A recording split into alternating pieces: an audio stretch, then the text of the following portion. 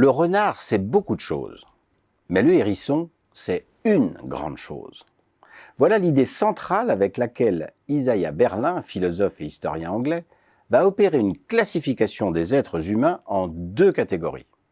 Les renards, curieux, rusés et multidisciplinaires, et les hérissons, holistiques, simplificateurs et persévérants. Pour Isaiah Berlin, Aristote, Molière, Goethe et Balzac sont des renards car ils se sont montrés particulièrement créatifs, capables de poursuivre de nombreux objectifs en même temps. Les renards sont fascinés par la complexité et l'infinie variété de sujets disponibles sur cette terre. À l'inverse, Platon, Hegel, Nietzsche, Proust sont des hérissons parce qu'ils cherchent à étudier le monde à travers un modèle universel de pensée. Pour eux, le monde n'est complexe qu'en apparence, car derrière cette complexité se cache une structure cohérente qui permet d'expliquer simplement l'intégralité des phénomènes qui brouillent la vision de ceux qui cherchent la vérité dans les détails.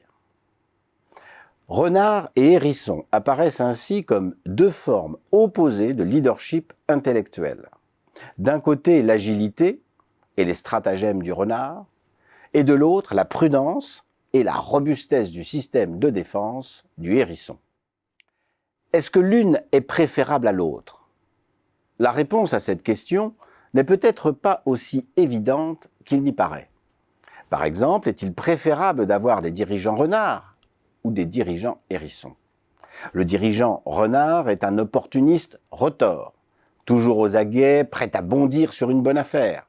Il est prompt à utiliser les dernières solutions technologiques et à mener plusieurs stratégies de front. Avec lui, l'entreprise doit s'adapter en permanence. Le changement n'est donc pas une option.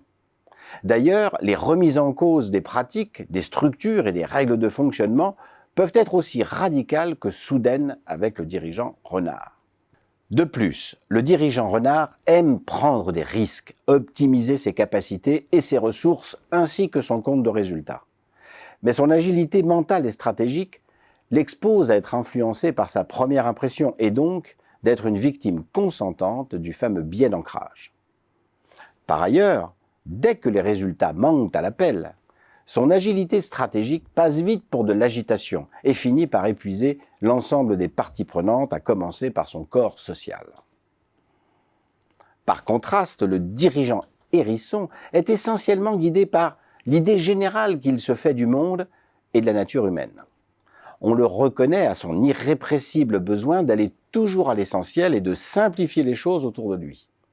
Par exemple, le dirigeant hérisson va chercher à limiter au maximum les comportements politiques et à réduire autant que possible la complexité de l'organisation, tout comme la sophistication de la stratégie.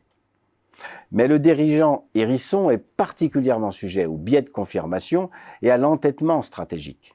Trop confiant dans sa logique de pensée, le dirigeant hérisson a tendance à prélever dans l'information ce qui confirme ses croyances profondes. Par ailleurs, son manque d'intérêt pour les stratagèmes et les affaires de circonstance ne sont pas sans conséquence sur son activité. Fort de cette distinction, on peut s'interroger si un dirigeant peut être à la fois renard et hérisson. Pour répondre à cette question, faisons un petit détour par le sport. Certes, un marathonien chevronné peut parfaitement courir un 100 mètres, mais ses chances d'être excellent dans les deux disciplines sont nulles. C'est la même chose pour un dirigeant. S'il excelle en tant que renard, il n'aura aucune chance d'exceller en tant que hérisson et vice-versa. Et si par malheur il excelle nulle part, alors toutes les combinaisons sont possibles.